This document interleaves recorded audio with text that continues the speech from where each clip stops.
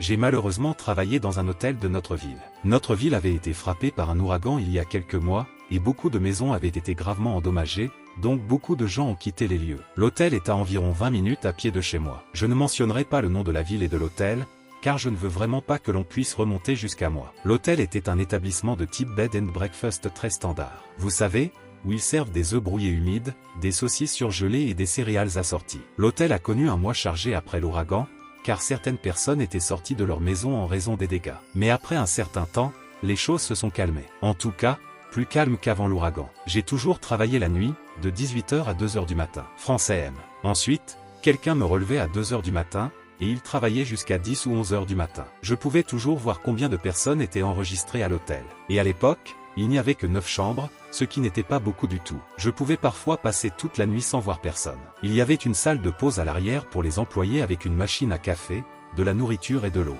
Un réfrigérateur, une table et quelques fauteuils de type canapé. Les toilettes des employés se trouvaient également à l'arrière. La nuit, je passais la plupart de mon temps à l'arrière. Il y avait une sonnette à la réception que les gens sonnaient s'ils avaient besoin de quelque chose. J'étais à l'arrière lorsque j'ai entendu une voix grave du hall dire « Bonjour » à plusieurs reprises. Je me suis levé et j'ai franchi la porte menant derrière le comptoir. J'ai vu un homme de l'autre côté de la vitre. Il y avait une barrière en verre avec une ouverture en dessous d'environ 25 cm de haut. Il a dit qu'il avait besoin de serviettes. Je lui ai pris quelques serviettes supplémentaires et je les ai glissées sous la vitre pour lui. Il les a attrapées de manière assez agressive, m'a lancé un regard bizarre, puis s'est dirigé vers le couloir de la chambre. Je suis resté dans le hall maintenant, assis dans le fauteuil roulant près des moniteurs. Et j'ai juste regardé cet homme sur la caméra marcher dans le couloir. Il regardait autour de lui bizarrement. Puis il a commencé à frotter les serviettes sur son visage. J'ai dit à voix haute, mais qu'est-ce que c'est que ce truc? Puis il est entré dans l'ascenseur. Je suis donc retourné dans la salle de pause. C'était peut-être 10 minutes plus tard quand j'ai entendu une voix à nouveau dans le hall.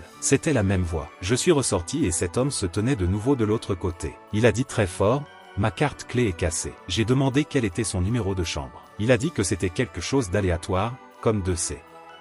Quelque chose avec une lettre dedans. Notre chambre d'hôtel avait uniquement des chiffres, pas de lettres. Donc je savais que cet homme mentait. Je lui ai dit, monsieur, nos chambres n'ont pas de lettres. Êtes-vous sûr que vous restez ici? Sa réaction n'était pas quelque chose à laquelle je m'attendais. Ce n'était pas non plus quelque chose dont j'aurais aimé être victime. Il a jeté les serviettes sur le sol, a commencé à sourire, inclinant légèrement la tête en se rapprochant de la vitre. Quand son visage était pratiquement collé à la vitre, il a dit, je vais te tuer, toujours avec un sourire sur le visage. Puis il l'a répété, plus fort, et encore. Chaque fois qu'il le disait, il le faisait de plus en plus fort jusqu'à presque crier. Je lui ai crié en retour, j'appelle la police, et je l'ai fait. J'ai pris le téléphone et je lui ai montré en composant le 911. Il a gardé son sourire inquiétant alors qu'il commençait à bouger, se moquant de moi en appelant la police. Alors que je parlais au répartiteur au téléphone, expliquant très fort ce qui se passait sous mes yeux, l'homme malade a ri et s'est dirigé vers la porte en marchant lentement. J'ai dit au répartiteur qu'il partait, et quand il a franchi les portes et est sorti de vue, j'ai dit qu'il était parti.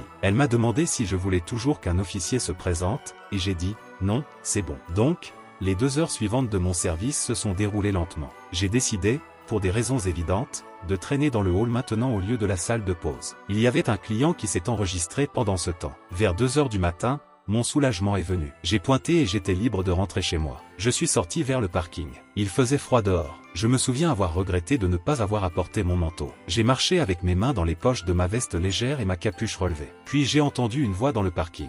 Je me suis retourné. Il y avait une rangée de buissons qui couvraient les fenêtres du premier étage de l'hôtel. Cela venait des buissons. Je ne sais pas ce que la voix a dit. Je m'en fichais. J'ai marché plus vite maintenant. Une fois sorti du parking, j'étais sur une route principale pendant une brève minute. Mais il n'y avait aucune voiture sur la route dans cette ville tranquille à 7 heures. Après une minute, j'ai tourné à gauche dans une rue résidentielle qui finirait par devenir mon pâté de maison. Il y avait un silence de mort dehors. Pas même le bruit d'une circulation lointaine. Juste le bruit de mes chaussures frappant le trottoir. Et puis le bruit des chaussures de quelqu'un d'autre frappant le trottoir derrière moi. Seulement c'était le bruit de quelqu'un qui courait comme sur la pointe des pieds essayant de se taire. Au moment où je me suis retourné, ils se sont arrêtés. Il y avait une voiture juste derrière moi, et j'ai presque su qu'il y avait quelqu'un qui se cachait derrière. J'ai entendu des rires, puis une voix familière dire doucement, « Je vais te tuer, salope ». Sans même le voir, je savais que c'était cet homme. J'ai regardé autour de moi, planifiant mon prochain mouvement. Je ne pouvais pas courir plus vite qu'un homme, encore moins avec mes chaussures de travail. J'ai regardé la maison la plus proche. Il y avait une lumière allumée à l'étage. Quelqu'un était réveillé. J'allais courir sonner à la porte pour demander de l'aide. J'ai regardé la voiture. Et je l'ai vu, cet homme, jeté un œil par derrière la voiture alors qu'il la contournait pour arriver devant. Lorsqu'il est arrivé au capot, le reste de son visage et le haut de son corps étaient exposés, et j'ai pu voir à nouveau son sourire dégoûtant et fou. J'ai couru vers la maison en criant « Aidez-moi ». J'ai atteint la porte d'entrée et j'ai sonné à la porte au moins 3 fois, et c'est à ce moment-là que l'homme m'a attrapé et a commencé à m'étrangler, en me chuchotant à l'oreille « Meurs, salope ». À ce moment-là, j'ai cru que ma vie défilait devant mes yeux. Et puis, un ange sous la forme d'un homme a ouvert la porte d'entrée de la maison, à l'homme qui m'étranglait. L'homme a relâché son étreinte et je suis tombé par terre. Je ne me suis pas retourné pour voir l'homme s'enfuir, mais l'homme de la maison m'a aidé à me relever et m'a fait entrer. Il m'a donné de l'eau et a appelé la police pour moi et je leur ai expliqué toute l'histoire. Ils ont récupéré les images de vidéosurveillance de l'homme de l'hôtel et ont mis des antennes pour le suivre. J'ai été appelé au poste de police lorsqu'ils ont fait une liste de personnes qui ressemblaient à l'homme sur les images de vidéosurveillance. On m'a demandé de désigner l'homme que je pensais être lui. Je les ai regardés tous les 5 pendant environ 5 minutes, et j'ai fini par dire que ce n'était aucun d'entre eux. Je ne sais pas si la pression et la nervosité m'ont atteint, mais sur le moment, je ne l'ai vraiment pas reconnu dans cette file d'attente. J'espère qu'à ce jour je n'ai pas fait d'erreur et que j'ai laissé cet homme se promener librement.